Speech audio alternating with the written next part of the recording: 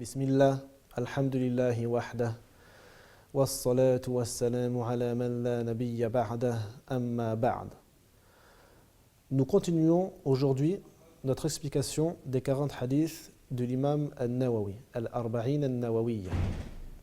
L'imam al-Nawawi a dit الحديث الثاني عن عمر رضي الله عنه أيضا قال بينما نحن جلوس عند رسول الله صلى الله عليه وسلم ذات يوم إذ طلع علينا رجل شديد بياض الثياب شديد سواد الشعر لا يرى عليه أثر السفر ولا يعرفه منا أحد حتى جلس إلى رسول الله صلى الله عليه وسلم فأسند ركبتيه إلى ركبتيه ووضع كفيه على فخذيه وقال يا محمد أخبرني عن الإسلام.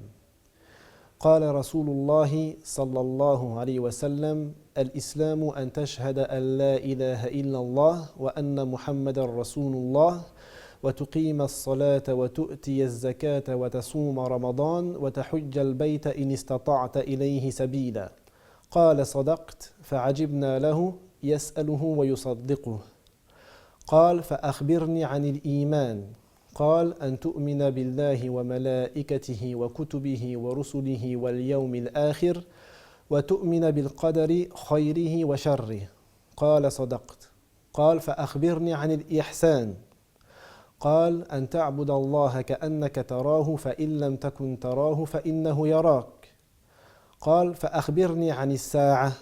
قال ما المسؤول عنها بأعلم من السائل. قال فأخبرني عن أماراتها. قال أن تلد الأمة ربتها وأن ترى الحفاة العراة العالة رعاء الشاء يتطاولون في البنيان. ثم انطلق فلبثت مليا ثم قال يا عمر أتدري من السائل؟ قلت الله ورسوله أعلم. قال فإنه جبريل أتاكم يعلمكم دينكم رواه مسلم. Donc la signification de cela, le deuxième hadith, d'après Omar aussi, c'est-à-dire le même rapporteur que le premier hadith, le deuxième calife de l'islam, Omar ibn al-Khattab, il a dit un jour, alors que nous étions assis avec le messager d'Allah, sallallahu alayhi wa sallam, un homme est arrivé avec des vêtements très blancs, des cheveux très noirs. Il n'avait aucune trace de voyage sur lui, c'est-à-dire il était très propre, et aucun d'entre nous ne le connaissait. Il est venu jusqu'au messager d'Allah, sallallahu alayhi wa sallam, directement, et s'est assis de façon à ce que ses genoux touche les genoux du prophète sallallahu alayhi wa sallam, et il a posé ses mains sur ses cuisses et a dit ô Mohammed, informe-moi au sujet de l'islam. Le messager d'Allah sallallahu alayhi wa sallam a répondu l'islam est le fait d'attester qu'il n'y a pas de divinité digne d'adoration sauf Allah et que Mohammed sallallahu alayhi wa sallam est son messager, d'accomplir la prière, de s'acquitter de l'aumône légale, la zakat, de jeûner le mois de Ramadan et de faire le pèlerinage à la Mecque pour quiconque en possède les moyens. Il lui a répondu, tu as certes dit vrai. Omar a dit, nous avons été étonnés. Il lui pose une question et ensuite il lui dit, tu as dit vrai. L'homme a dit, informe-moi au sujet de al-Iman, la foi, on peut le traduire par la foi. Il a répondu, sallallahu alayhi wa sallam, c'est le fait de croire en Allah, aux anges, en ses anges, en ses livres, en ses messagers, au jour dernier et au décret divin, c'est-à-dire le destin, qu'il soit bon ou mauvais. Il lui a dit, tu as dit vrai. Il lui a dit, informe-moi au sujet de al-ihsan, c'est-à-dire on peut le traduire par la bienfaisance. Le prophète sallallahu alayhi wa sallam a répondu, c'est le fait d'adorer Allah comme si tu le voyais. Et si tu ne le vois pas, lui te voit. Il lui a dit, informe-moi au sujet de l'heure, le jour dernier, c'est-à-dire informe-moi au sujet de l'heure. Il lui répondit, celui qui est questionné n'en sait pas plus que celui qui questionne. Il répondit, informe-moi alors au sujet des signes qui précèdent l'heure. Il a dit, lorsque tu verras l'esclave enfanter sa maîtresse, et que tu verras les pauvres bergers gardant les moutons va-nu-pieds, qui construiront des immenses bâtiments. Il est ensuite parti. Omar dit, il s'est passé un moment. Ensuite, le messager d'Allah, sallallahu alayhi wa sallam, m'a dit, ô Omar, sais-tu qui était la personne qui m'a questionné? Omar a répondu, Allah et son messager sont plus savants. Il répondit alors, c'était Jibril, il est venu vous enseigner votre religion. Ce hadith est rapporté par l'imam Muslim. Ce hadith est rapporté par l'imam Muslim par la transmission de Omar ibn al-Khattab. Et il est dans Al-Bukhari et Muslim par la transmission de Abu Huraira, radiyallahu anhu. L'imam al-Nawawi a choisi la chaîne de transmission qui finit avec Omar, car ce qu'a dit Omar est plus complet que ce qu'a dit Abu Huraira. Mais sinon, ce même hadith est raconté par Abu Huraira dans les deux authentiques, l'authentique de Al-Bukhari et l'authentique de l'imam Muslim. Les savants ont appelé ce hadith Sunnah, c'est-à-dire la base de la Sunna. Comme la Fatiha dans le Coran a été appelée Qur'an, la base du Coran, car toutes les significations du Coran reviennent à la Fatiha. Aussi, toutes les significations de la Sunna sont comprises dans as-Sunnah, c'est-à-dire ce hadith qui est appelé Sunnah. Il est aussi appelé Hadith Jibril. Et il est connu et célèbre pour être appelé Hadith Jibril, c'est-à-dire le hadith de l'ange Gabriel, l'ange Jibril. Premièrement, dans ce hadith, on voit dans quelles conditions et avec quel aspect et quel comportement l'étudiant doit rencontrer son enseignant. Jibril, en venant sous la forme d'un homme très propre, donc il avait des vêtements très blancs, et était donc du meilleur aspect qu'il puisse avoir, on comprend que ceci est un enseignement pour l'étudiant. Comment doit-il rencontrer son enseignant? Donc avec les meilleurs comportements, il s'est rapproché du prophète sallallahu alayhi wa sallam et a posé ses genoux en face des genoux du prophète sallallahu alayhi wa sallam, ou a touché avec ses genoux les genoux du prophète sallallahu alayhi wa sallam, et il a posé ses mains sur ses cuisses. Les savants ont divergé. Est-ce que ça veut dire qu'il a posé ses mains sur ses propres cuisses ou sur les cuisses du messager d'Allah sallallahu alayhi wa sallam? La plupart des savants disent que ça veut dire qu'il a posé ses mains sur ses propres cuisses. Il s'est assis en posant ses mains sur ses propres cuisses, parce que le pronom dans la parole ce qui est apparent, c'est que ce pronom, le pronom quand il dit sur ses cuisses, ça revient donc à Jibril. Et l'imam al-Nasa'i a rapporté ce hadith en disant donc il a posé ses deux mains sur les cuisses du prophète sallallahu alayhi wa sallam. Et certains savants ont dit que ça c'est une faute d'un des transmetteurs du hadith dans la chaîne de transmission de l'imam al-Nasa'i, et qu'en vérité il s'est assis en posant ses mains sur ses propres cuisses. La plus grande chose, ou la chose la plus importante qu'on l'on apprend dans ce hadith, c'est que l'islam et l'iman, c'est-à-dire l'islam et la foi, ne sont pas synonymes dans la religion, mais ils sont différents. Et en vérité, tout mu'min, c'est-à-dire tout croyant, est musulman, et tout musulman n'est pas forcément mu'min, croyant. Car une personne, comme on va le voir, peut faire les œuvres de l'islam de manière apparente et en vérité, dans son cœur, il ne croit pas en l'islam. Donc il n'est pas croyant, il n'est pas mu'min et il est seulement musulman. À la différence de certaines personnes qui disent par exemple, moi je suis seulement croyant et il ne fait rien du tout de l'islam. Non, la base c'est que si le croyant est un degré plus haut que celui du simple musulman. C'est-à-dire il a ça dans le cœur, il a cette croyance dans le cœur, et bien sûr cette croyance le pousse à accomplir les œuvres. Et nous allons voir ça plus en détail à la fin du hadith. Donc premièrement, le prophète sallallahu alayhi wa sallam a expliqué ce qu'est l'islam. Donc il a expliqué avec les œuvres qui sont les piliers de l'islam, les œuvres apparentes qui sont les piliers de l'islam.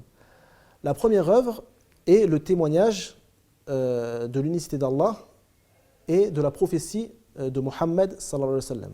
La ilaha illallah, Muhammadun Rasulullah. Ceci suffit pour entrer dans l'islam, pour entrer dans la religion de l'islam. J'atteste qu'il n'y a pas de divinité digne d'adoration sauf Allah et j'atteste que Muhammad sallallahu alayhi wa sallam est son messager. Ce témoignage ou cette attestation fait rentrer la personne non musulmane dans la religion de l'islam. Ceci c'est chez la plupart des savants. L'imam al-Shafi'i a rajouté une condition à cela et a dit, si la personne était dans une secte qui contredit certains enseignements de l'islam, il doit absolument se désavouer de ce qui contredit l'islam. Par exemple, si une personne était dans une secte, par exemple, qui disait Mohammed est un messager d'Allah et c'est un prophète, mais il a été envoyé que pour les Arabes. Dans ce cas-là, la personne doit dire j'atteste qu'il n'y a pas de divinité digne d'adoration sauf Allah et j'atteste que Muhammad sallallahu alayhi wa sallam est un messager pour tous les êtres humains et pas seulement pour les Arabes. Donc il doit se désavouer de cette fausse croyance du fait que le messager d'Allah, Muhammad sallallahu alayhi wa sallam, est seulement un messager pour les Arabes. Et ceci est l'avis de l'imam al-Shafi'i, comme l'a expliqué en détail l'imam al-Nawawi au début de son explication de Sahih Muslim.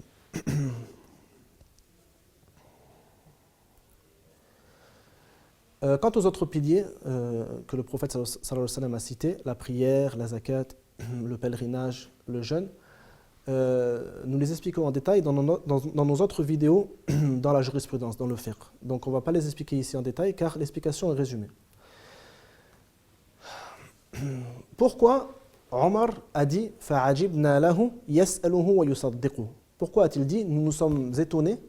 Il lui pose une question et ensuite il lui dit tu as dit vrai. Pourquoi a-t-il dit ça? Parce que ces informations que le prophète sallallahu alayhi wa sallam rapporte, on ne peut les apprendre que du prophète sallallahu alayhi wa sallam chez les êtres humains. C'est des informations qui viennent d'Allah. Donc cette personne que les compagnons du prophète sallallahu alayhi wa sallam pensent être un humain, lui pose cette question et ensuite il lui dit tu as dit vrai. Comme s'il savait déjà la réponse. Et bien sûr, il savait déjà la réponse. Car c'est Jibril qui enseignait au prophète sallallahu alayhi wa sallam ce que Allah lui a ordonné. Donc c'est ça qui les a étonnés. Ils ont été étonnés du fait que c'est une information qui ne peut être apprise que du prophète sallallahu alayhi wa sallam et pourtant il lui dit tu as dit vrai. Donc ça veut dire qu'il la connaissait déjà. Les piliers de la foi. Donc le prophète sallallahu alayhi wa sallam a cité 6 piliers à la foi, 6 piliers à al-iman. Donc ce qui est voulu par al-iman dans ce hadith, c'est la croyance du cœur. Donc ce qu'on traduit par la foi dans la langue française. Il a cité 6 piliers. Le premier, an tu'mina billah, le fait que tu crois en Allah. La croyance en Allah signifie, de manière résumée, croire que Allah est la seule divinité digne d'adoration et le fait de vouer les actes de culte à lui seul, Azza wa Jal, et le fait de savoir qu'il n'a ni enfant et qu'il n'a pas été enfanté non plus, et qu'il est le créateur de toutes choses, et qu'il pourvoit la subsistance à toutes les créatures, et qu'il est omnipotent et omniscient. Ceci est de manière résumée. Wa malaikatihi, le fait de croire en Allah et en ses anges. La croyance aux anges est le fait de croire qu'Allah a créé des créatures à partir de la lumière, qui sont appelées les anges, al-malaika, et qu'ils ont été créés de façon à ce qu'ils ne désobéissent jamais à Allah. Ils sont toujours dans l'obéissance et dans l'adoration. Et on croit en ceux que Allah a nommés dans le Coran et en ceux que le prophète sallallahu alayhi wa sallam a nommés dans la Sunna, comme Jibril, Mikaïl, Israfil, par exemple. Donc on croit en leur nom. Et pour les autres anges, on y croit de manière générale, sans connaître leur nom, mais on sait qu'il y a de nombreux anges que Allah a créés. Wa kutubihi, donc la foi au livre. Cela signifie que l'on doit croire que Allah a envoyé des messagers avec des livres qu'il leur a révélés. Il a ordonné à ces messagers de transmettre ces livres à leur peuple. Donc on croit aux livres que Allah a nommés, comme par exemple la Torah, l'Évangile, Az-Zabour, les psaumes de Daoud, et bien sûr le Coran. Donc tout ceci sont des livres d'Allah. Et on croit aussi qu'il y a des livres que Allah a révélés, mais on ne connaît pas leur nom. Et certains des messagers d'Allah sont venus avec ces livres, même si on ne connaît pas leur nom. Wa rusulihi, donc les messagers, la foi aux messagers d'Allah. Bien sûr, ça veut dire les messagers et les prophètes. On doit croire que Allah a envoyé des messagers afin de guider les êtres humains vers la voie de la vérité. Et parmi ces messagers, il y a ceux qui ont été nommés dans le Coran et la Sunna, comme Muhammad, sallallahu alayhi wa sallam, Isa, Jésus, Moussa, donc Moïse, Ibrahim, Abraham et Noé. Donc on croit par exemple à ceux qui ont été nommés et tous les autres qui ont été nommés dans le Coran. Et on sait qu'il y a d'autres messagers dont on ne connaît pas les noms qui ont été envoyés par Allah. On doit croire en cela pour avoir al-iman, pour être mu'min. Wal yawm al-akhir. Al-yawm al-akhir, ce qui veut dire le dernier jour, le jour dernier. On croit en tout ce qui est dans le Coran et dans la Sunna parmi les caractéristiques et les descriptions de ce jour éminent. C'est un jour où les hommes vont être ressuscités et ils vont être rassemblés afin d'attendre le jugement d'Allah sur ce qu'ils ont œuvré dans cette vie d'ici-bas. Ensuite, ils vont être séparés. Donc il y aura les croyants et les non-croyants. Et on va peser les œuvres des croyants et les emmener vers As-Sirat, donc qui s'appelle le pont. Et selon leurs œuvres, ils traverseront ce pont ou tomberont donc dans l'enfer. Et une fois le pont passé, la loi du talion sera appliquée sur le reste des gens qui vont rentrer au paradis. Et chaque injustice sera réglée entre les gens qui vont entrer au paradis, afin qu'ils rentrent au paradis sans qu'il n'y ait plus aucune injustice entre les créatures. Et donc les gens se diviseront parmi les gens du paradis et les gens de l'enfer. Donc il faut croire en tout cela de manière générale. Wal qadari khayrihi wa sharri. Donc ce qui signifie le décret divin, le destin. Il faut croire qu'Allah a la connaissance de toutes choses. Allah est omniscient. Et il a créé toutes les créatures et a écrit ce qu'il avait prévu de créer et ce qu'il a créé dans ce qui s'appelle Al-Lawh al-Mahfouz. Il a ordonné à la plume d'écrire tout ce qui existe jusqu'au jour du jugement dernier. Et donc tout ceci selon ce qu'il a su et le fait de savoir que les serviteurs, que les êtres humains de manière générale, n'ayant aucune science du décret divin, ils agissent selon leur libre arbitre et ils ne sont pas forcés à agir. mais ils agissent selon leur libre arbitre, car ils n'ont aucune science de ce qu'Allah a décrété. Mais Allah sait ce que eux vont choisir avec le libre arbitre qu'il leur a donné. Donc ceux-ci sont les 6 piliers de la foi. La croyance en Allah, en ses messagers, en ses livres, en ses messagers, au jour dernier et au décret divin, c'est-à-dire le destin. Ensuite, le prophète sallallahu alayhi wa sallam a été questionné sur al-ihsan, donc qui signifie la bienfaisance. On peut le traduire par la bienfaisance. Adorer Allah comme si on le voyait, et même si on ne le voit pas, on garde à l'esprit que lui nous voit. Donc, c'est une manière de parfaire les adorations. Il faut toujours se souvenir qu'Allah nous observe, et plus particulièrement dans l'adoration. Et ceci est le plus haut degré de la religion, al-ihsan, la bienfaisance. Toujours avoir à l'esprit et avoir conscience qu'Allah nous observe et adorer Allah avec cet esprit et ce mode de pensée. Donc ce qui amène à parfaire complètement les adorations.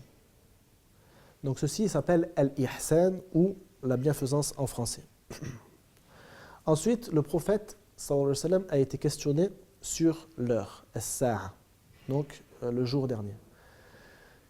Il a dit mal mas'oulu anha bi'a'lama min as-sa'il. Donc celui qui est questionné n'en sait pas plus que celui qui questionne. Allah Azza wa Jal a dit dans le Coran Inna Allah 'indahu 'ilmu as-sa'a.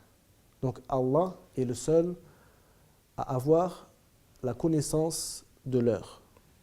Donc quand est-ce que va avoir lieu le jour dernier? Aucun être humain ne peut savoir cela. Et ni l'ange Gabriel, ni aucune créature ne sait exactement quand va intervenir ou quand va avoir lieu ce jour éminent. Et Allah, le Créateur, Azza wa Jal, est le seul à en avoir connaissance. Ensuite, il lui a demandé sur les signes de l'heure, les signes avant-coureurs qui précèdent l'heure. Donc le prophète sallallahu alayhi wa sallam a cité 2 signes qui font partie des petits signes de l'heure, car il y a des petits signes et des grands signes. Parmi les grands signes de l'heure, donc c'est ceux qui interviennent peu avant l'heure et qui sont les derniers signes avant que le jour dernier ait lieu. Donc il y a la fumée, l'avènement du Dajjal, on dit l'antéchrist en français. Il y a la bête qui sort et qui parle aux gens. Il y a 3 écroulements, un en Occident, un en Orient et un dans la péninsule arabique. Il y a aussi la descente de Isa, donc c'est-à-dire Jésus, qui va descendre et qui va prier avec les musulmans la prière des musulmans et qui va donc tuer Dajjal, qui va tuer l'antéchrist. Après, il y a la sortie de Gog et Magog, Ya'juj wa Ma'juj, qui vont donc pervertir la terre et qui vont tout détruire. Et ensuite, Allah va prendre leurs âmes. Et bien sûr, avant l'arrivée de Isa, il y a Al-Mahdi. Al-Mahdi qui fait partie des signes de l'heure aussi, qui va être le guide des musulmans. Donc, à la fin des temps, lorsqu'il va arriver, le Dajjal va venir, l'antéchrist va venir, et c'est seulement après que Isa descend. Et le dernier signe est le lever du soleil depuis l'Orient. Le lever du soleil depuis l'Orient, qui est précédé par la sortie de la bête ou qui précède la sortie de la bête. Mais ils sont presque en même temps. Ces 2 signes sont presque en même temps. Donc ceux-ci sont les grands signes de l'heure. Les petits signes de l'heure sont très très nombreux. Il y en a beaucoup dans la sunna et ici le prophète sallallahu alayhi wa sallam en a cité 2. Le premier, le fait que la servante enfante sa propre maîtresse. Les savants ont divergé dans l'explication de cela, mais la parole la plus forte signifie que les enfants ne respecteront plus leurs parents. Et ils frapperont leurs parents et leur ordonneront de faire ceci ou cela. Et les parents écouteront et feront ce que demandent leurs enfants, en se faisant insulter même par les enfants, ou ce genre de choses. Donc ceci, bien sûr, a lieu à notre époque, et ceci est évident pour tout le monde. Le deuxième signe que le prophète sallallahu alayhi wa sallam a cité est le fait que les Bédouins va-nu-pieds, pauvres, qui sont bergers et qui gardent les moutons, il a cité le fait de garder les moutons, parce que les bergers gardant les moutons, à l'époque du prophète sallallahu alayhi wa sallam, c'était les bergers pauvres. Les bergers riches s'occupaient des chameaux. Donc c'est pour ça qu'il a cité les moutons, afin d'expliquer et de mettre en évidence que c'était des gens pauvres à la base. Ces Bédouins-là vont être enrichis par une quelconque raison et vont se mettre à construire des bâtiments très hauts. Afin de montrer leur richesse.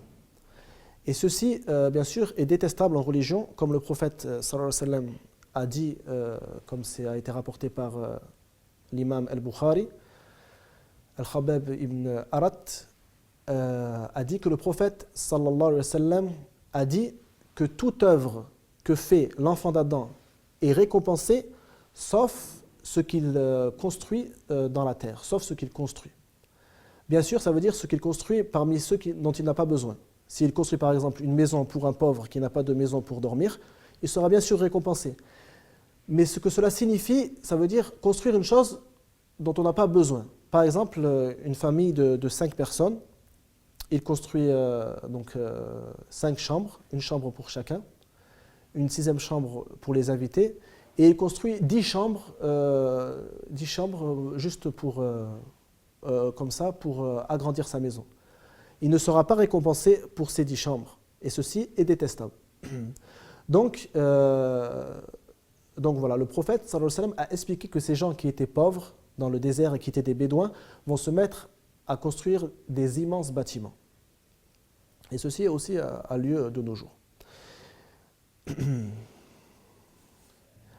Ensuite, la fin de ce hadith, donc Jibril alayhi salam s'en va et Omar dit falabithtu maliyan. Dans une autre chaîne de transmission de ce hadith, Omar explique qu'ils ont cherché à retrouver cet homme juste après qu'il soit parti pour lui demander d'où il venait, et ils ne l'ont pas retrouvé.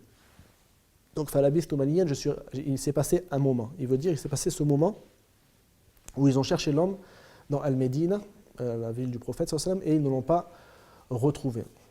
Ensuite, le prophète sallallahu alayhi wa sallam lui a dit Ya Omaru atadri man as-sa'il? Oh Omar, sais-tu qui est cette personne qui m'a questionné? Donc Omar a dit Allahu wa rasuluhu a'lam. Allah et son messager sont plus savants. قال هذا جبريل أتاكم يعلمكم دينكم. Donc cette personne était l'ange Gabriel. Jibril, il est venu vous apprendre votre religion. Cela signifie il est venu vous apprendre les règles générales de votre religion. La religion, de manière générale, se résume à ça. C'est pour ça qu'on dit ce hadith est la base de la sunna. Car la religion, d'un point de vue général et non détaillé, se résume à ce qui a été cité dans ce hadith. En conclusion, nous rappelons que la chose la plus importante dans ce hadith est la différence entre l'islam, l'iman et l'ihsan. Donc ce sont 3 degrés différents à la religion.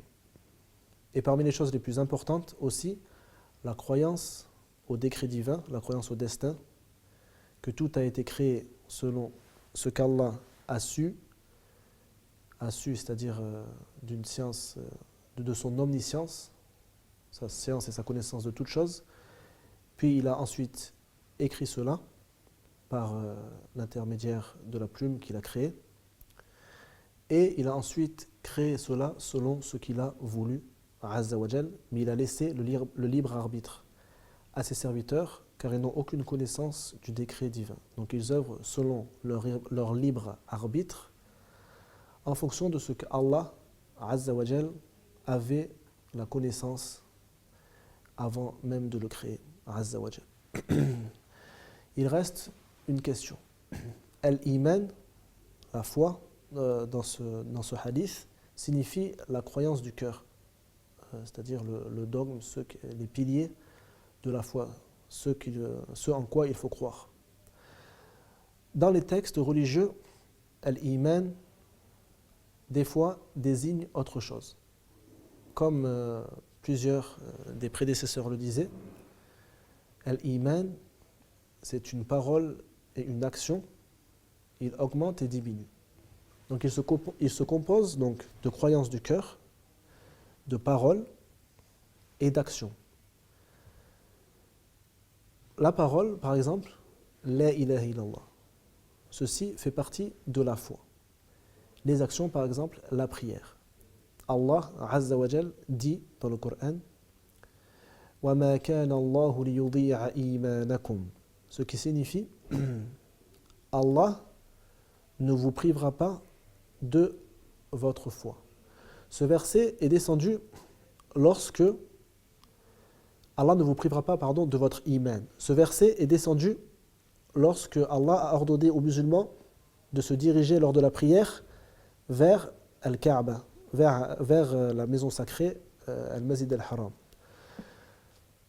Allah a dit cela car les musulmans avaient questionné le prophète sallallahu alayhi wa sallam, qu'en est-il de ceux qui sont morts avant d'avoir pu prier vers la maison sacrée? Est-ce que leur prière est acceptée? La prière était au début de l'islam vers Jérusalem. Donc Allah a répondu en disant وَمَا كَانَ اللَّهُ لِيُضِيعَ إِيمَانَكُمْ. Allah ne vous privera pas de votre iman, c'est-à-dire ne vous privera pas de votre récompense pour la prière vers Bayt al-Maqdis. Donc la prière a été appelée iman dans ce verset. Donc la prière fait partie des œuvres al-iman. C'est pour ça que le prophète sallallahu alayhi wa sallam a dit, comme dans Sahih de l'imam Muslim, dans le livre l'authentique de l'imam Muslim, al-imanu bid'un wa sab'una shu'bah.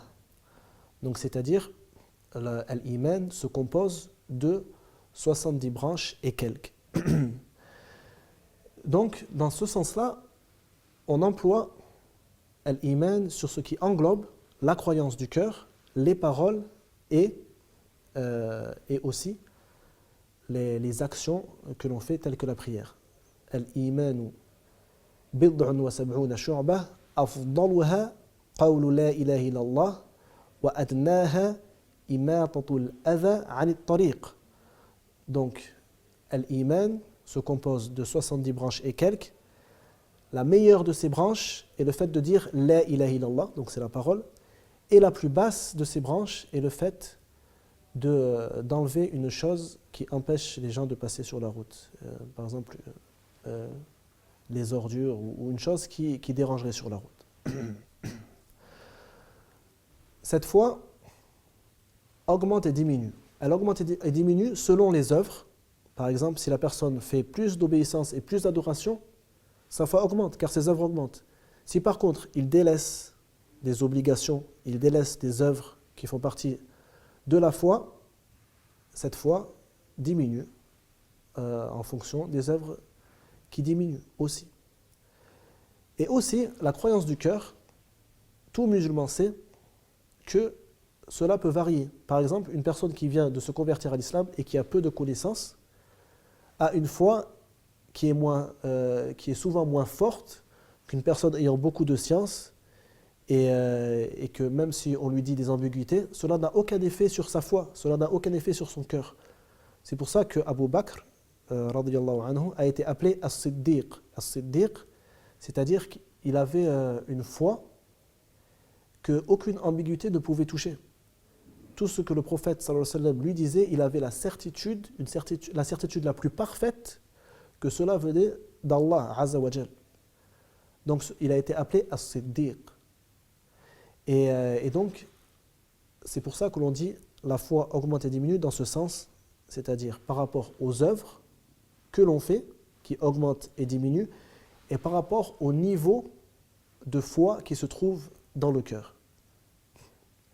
Dans ce sens-là, on voit aussi que des fois, l'iman peut être affermi ou nié dans les textes religieux, dans un sens de iman parfait ou de iman imparfait.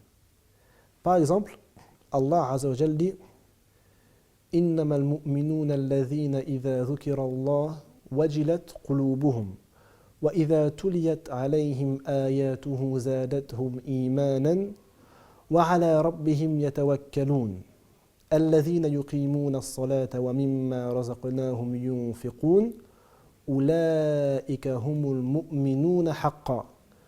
Ce qui signifie les croyants, al-mu'minoun, ceux qui ont al-iman, les croyants sont seulement ceux que lorsque Allah est mentionné, leur cœur tremble.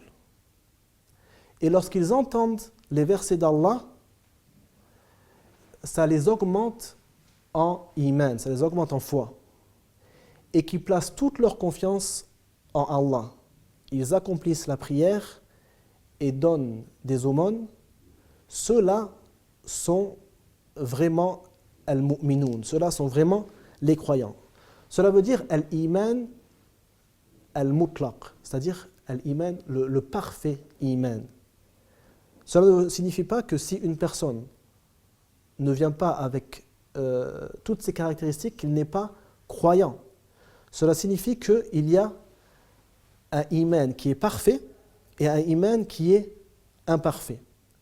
C'est pour cela, dans le hadith du prophète, sallallahu alayhi wa sallam, que Abu Dharr a rapporté, qui se trouve dans l'authentique de l'imam al-Bukhari, le prophète, sallallahu alayhi wa sallam, a dit « Ma min abdin qala la ilaha illa Allah thumma mata ala dhalik illa dakhala al-jannah » قال أبو ذر وإن زنى وإن سرق قال وإن زنى وإن سرق ولو رغم أنف أبي ذر. Donc ceci signifie, si un serviteur dit La ilaha illallah et ensuite meurt en restant sur cette croyance, il entrera au paradis. Il entrera forcément au paradis. Abu Dharr s'est étonné. Il a dit, même s'il fait la fornication et qu'il vole, le prophète sallallahu alayhi wa sallam a dit, même s'il fait la fornication et qu'il vole, en dépit de ce que pense Abu Dharr. Donc, ça ne veut pas dire qu'il va rentrer directement au paradis. Il peut faire un passage en enfer pour se purifier de ses péchés. Mais forcément, il entrera au paradis. Donc cette personne, on l'a décrit comme étant mu'min, mais avec un iman qui n'est pas parfait. Donc il y a l'iman al-mutlaq, la foi parfaite, et il y a aslul iman, c'est-à-dire la base de la foi, une foi imparfaite. Et il est très important de comprendre cela afin de comprendre les textes religieux. Dans certains cas, al-iman signifie la foi la plus complète, comme dans le verset que j'ai cité. Et dans certains cas, al-iman signifie la base de la foi. La personne est décrite comme étant croyante, comme étant parmi les musulmans en vérité. Wallahu a'lam.